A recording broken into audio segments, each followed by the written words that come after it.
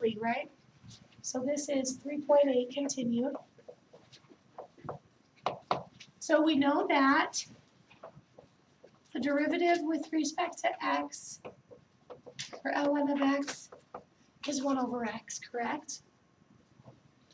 And we know that from way back in 3.3, the derivative of e to the x is just e to the x, correct? Okay, so this was from 3.3, and this one is actually from 3.8, okay?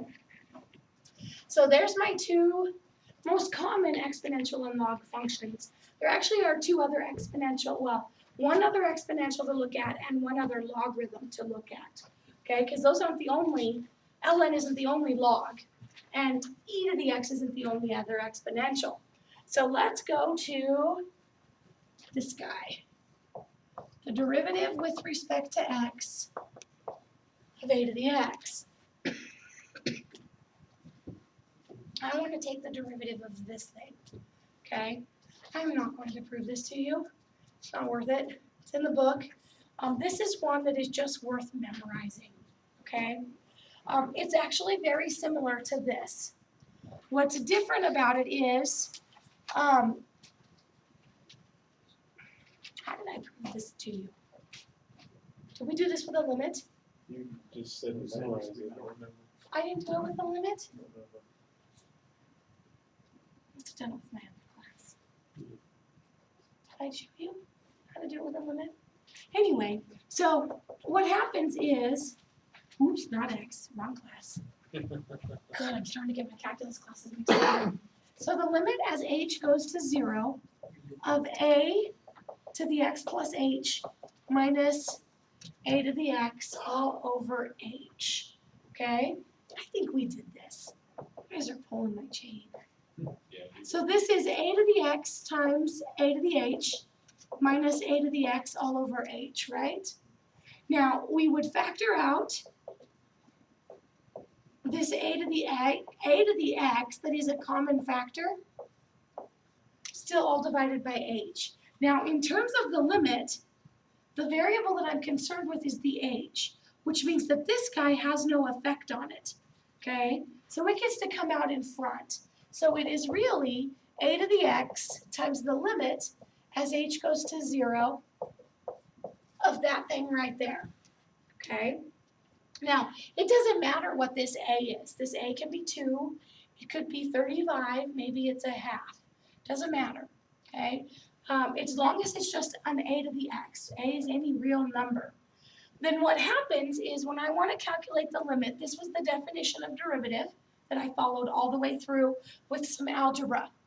I get the entire function back again, which is actually what we saw happen here. But when we did the other one, there was an e to the x and an e to the h. This thing, when it's e, ends up being 1. As soon as we change this to something that's not e, this limit is going to vary. And it's going to vary depending on that a. The bigger a is, the bigger this limit is, okay? The smaller a is, the smaller the limit is, all right? So what happens is what is this constant? How is this limit value, which is really just a constant, compare depending on a? Well, here you're just going to have to believe me. This is the natural log of a. That limit is always the natural log of a. Okay, which means that if this is e, what is the natural log of e equal to? 1, which is why you get just e to the x is its own derivative.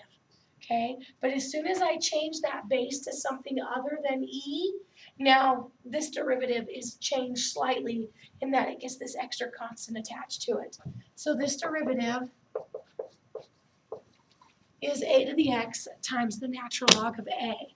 So for example, if y equals 3 to the x,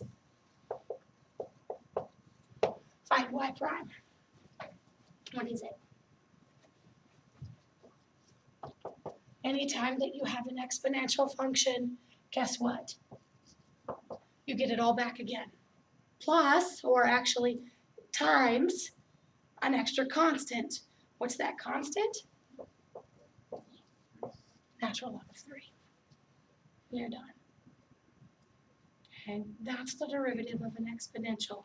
We don't see these ones very often, okay? But when we do, we need to be able to know how to differentiate them, okay? So this is just another one of those ones that you have to memorize, okay? Again, I'll never ask you to prove any of these, just that you know how to apply the derivative, okay? So chalk it up to another one you have to know.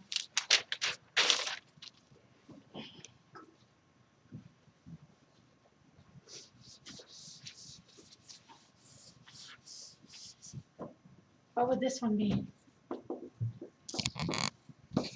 Find y prime if y is 7 to the tangent of x. What do you have to use to be able to differentiate that function?